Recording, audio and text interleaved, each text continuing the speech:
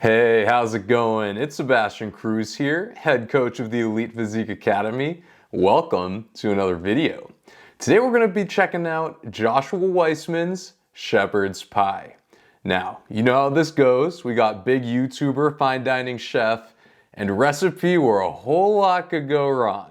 Shepherd's Pie, if it's done well, can be a great combination of ingredients. But if you get too crazy with it, it could also be a calorie bomb. So we're going to find out today. Does this have the right amount of calories? Is it way too caloric? Or was there a missed opportunity for flavor?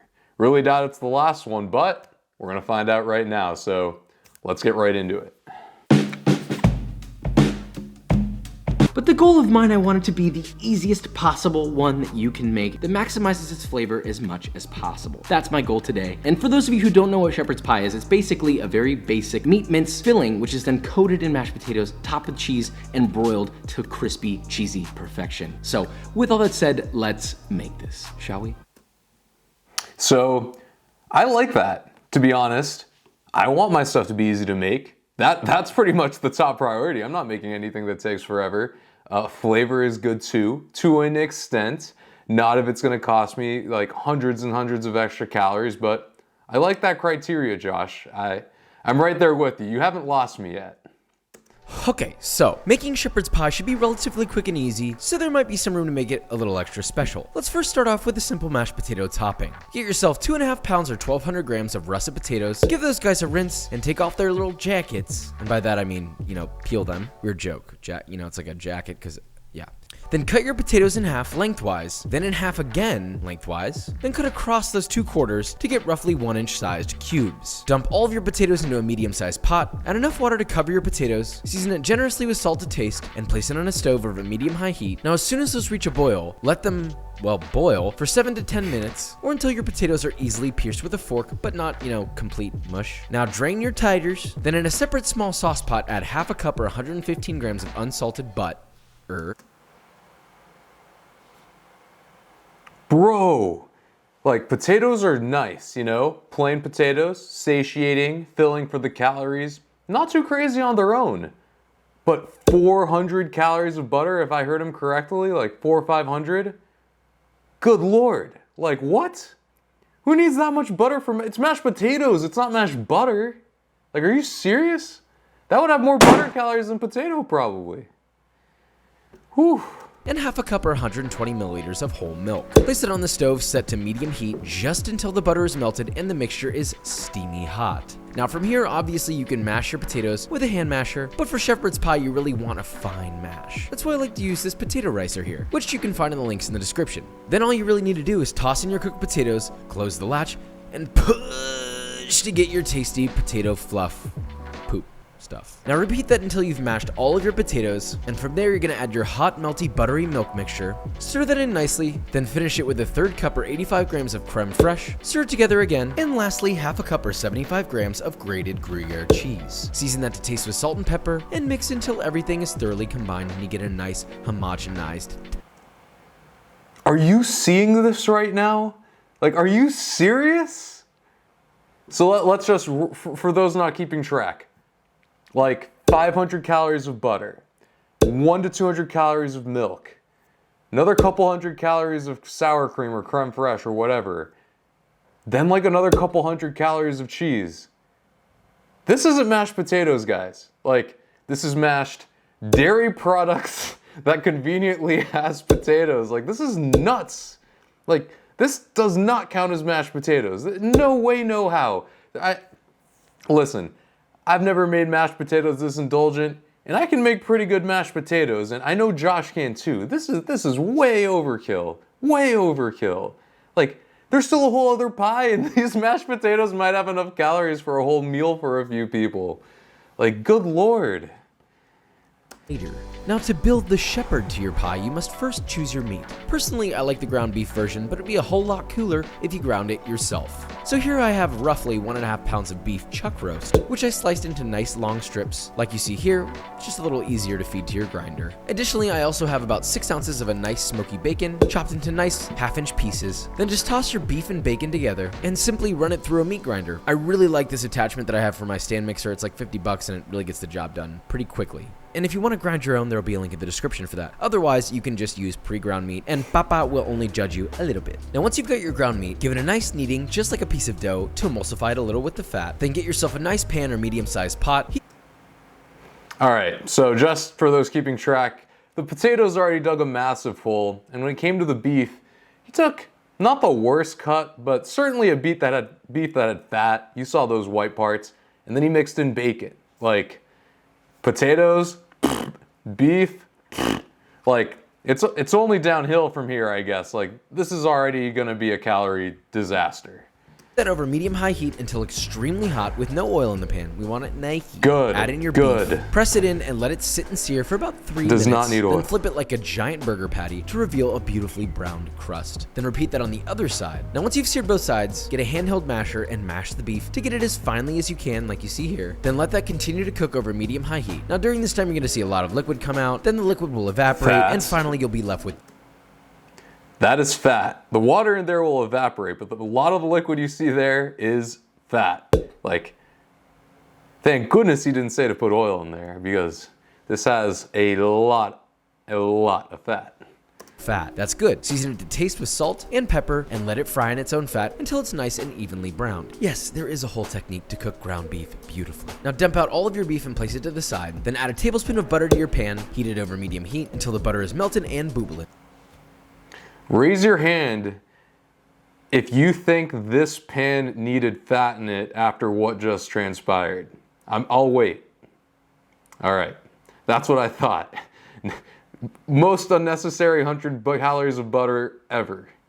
Then add 3 diced trumpet or 6 diced button mushrooms. Let those cook and sear just until they begin to brown. Then add 1 diced yellow onion, 1 diced rib of celery, 1 diced carrot, and 4 cloves of sliced garlic. Season that to taste with salt and pepper, and saute, mixing occasionally for about 2 to 3 minutes or until the vegetables begin to soften nicely. Look, we're making a casserole, right? Not a puree, so don't overcook the vegetables, please. Now, once softened, toss in 2 tablespoons or 30 grams of tomato paste. Saute that for about 2 minutes or till it starts to caramelize on the bottom of the pot. Then deglaze that bad boy with half a cup or 120 milliliters of a nice red wine. Editor's note, this is how you add low-calorie flavor. Whole vegetables, natural adds like the paste and wine. I wish Josh did more of this, because this works. Now look, if you're a non-alcoholic type of person, totally cool. You can use additional stock with a splash of vinegar. It's not the same, but it's tasty and works just fine. Follow that up with 2 tablespoons or 30 milliliters of Worcestershire sauce. Then bring that to a boil and add 1 tablespoon or 5 grams of fresh chopped thyme, 1 tablespoon or 6 grams of fresh chopped rosemary. Then let that reduce until au sec, which is pretty much until almost all the liquid is gone. Then add 1 cup or 240 milliliters of beef stock. Season that to taste with salt and pepper. Let it cook for another minute or 2 to make sure everything's nice and hot and sweaty. And finally, the piece de resistance. 1 cup or... All right, so far this is looking okay. Is it enough to make up for the beef and the potatoes? Absolutely not, but the vegetables were good. I mean, the butter obviously wasn't great. Wine, the good thing about wine is that alcohol evaporates when you put it under heat. Wine is mostly alcohol, so the calories hit from what's left of the cooked off wine, probably pretty minimal. Obviously tomato paste, spice is also not that bad, pretty calorie friendly. So far, this whole mixture on its own is looking pretty good. I'll let you know on the screen if beef stock's good or bad, but to my knowledge, stocks in general tend to be okay. Not like milk or heavy cream or something like that. But overall, at least this isn't also a calorie bomb, because the calories on the beef and the mashed potatoes are crazy high. 140 grams of frozen peas. Stir that together and let that cook just until the peas are hot. Now all you gotta do is dump your nice meaty pea mixture into a nice casserole dish, something like a 9x12. Spread it out evenly to the edges of the pan, Then press the meat down so it's nice and compact. You really want your meat nice and toit. Then simply and gently lay on your mashed potatoes and evenly spread across the entire surface of your casserole. Once the entire thing is coated with a decent layer of potato, go ahead and grate on half a cup or 75 grams of Parmigiano Reggiano and half a cup or 75 grams of Gruyere cheese. Don't be shy. I don't want a skimpy little tiny bikini layer of cheese. I want you to be... You don't want a skimpy bikini layer of cheese. No one who eats this is ever gonna wanna wear a bikini. Like, my guy. That is an absurd amount. You're putting cheese on the potatoes that already have cheese. Like, pick one. Like, you definitely didn't need both. Like, if you knew with this recipe that you were gonna put 150 grams of cheese on top of the mashed potatoes, why did it need like a half cup of cheese in the mashed potatoes? That is so unnecessary. The potatoes are already gonna taste fire from everything else. Mindless calories at its finest. Like, this is the stuff you have to be careful about with fine dining, because in fine dining, this is textbook. Flavor above everything else. And your tummy and my tummy, they hate to see it, so be careful. Sweating after grating this. And optionally, you can do the Gordon Ramsay thing and fork up the top of it. Then take that bad boy, pop it in an oven, set to 375 Fahrenheit or 190 Celsius for 20 minutes. Or until it looks freaking hot, my guy. I mean, look at that. It's just beautiful. Melty, bubbling cheese, a beefy boy just waiting beneath. Now, one thing to note is that this is a little better if you let it sit for about 20 minutes before serving. It'll hold a better slice and it won't be runny at all if you do that. But none of us can wait and we have B-roll to shoot, so cut it into a nice square, place it on the plate, top it with some chives, which are pretty overused on this channel, to be honest, but you know, whatever. Then just let this pie be your shepherd into flavor. Chives, spices, 0 or very minimal calories. So I will say, if you're just gonna recklessly throw something on food, chives, great. No problems there. And yet it's not overly rich. The potatoes help carry it through. This is already sort of a nostalgic flavor profile. Kind of like that classic beef stew flavor, but almost more exciting because you've got that cheesy potato. It's a little crispy on the top. The potatoes are smooth and creamy and it just makes sense. But it's a one casserole type thing where you have the whole meal in a single dish. You scoop it out, you put it on your plate, and that's the meal. If you want to put extra with it, that's fine. But this already tastes like a perfect, complete meal. Do you want to know what else is really just a casserole and not exactly a pie, in my opinion? B-roll. Okay, B-roll. All right, first of all, no kidding that tastes good. Like, you just hit it with a flavor bazooka with all the fats you threw on there throughout. It's just cheese on cream, on potatoes, on beef fat, on more beef fat with the bacon. Like, if you were hungry and you ate like a hungry man's portion of this, you could easily exceed the calorie count of like a burger and fries from McDonald's with a drink, like easily. Like this is just way more indulgent than it needs to be. Like, you could probably barely even taste like the actual potatoes. It's just so covered in cheese and dairy with the meat and the vegetables. Like, I don't know. Like, it's just so excessive. And Josh is such a good cook. He could make this with, 70% of the calories easily and make it taste 98% as good, and that's what really frustrates me, because we all pay the price by not looking good, by packing on pounds, by being a little less healthy, just for the sake of like 2% of flavor. It's not worth it. When you make a shepherd's pie recipe, use potatoes, use beef, use vegetables, but go easy on the creams, go easy on the fats.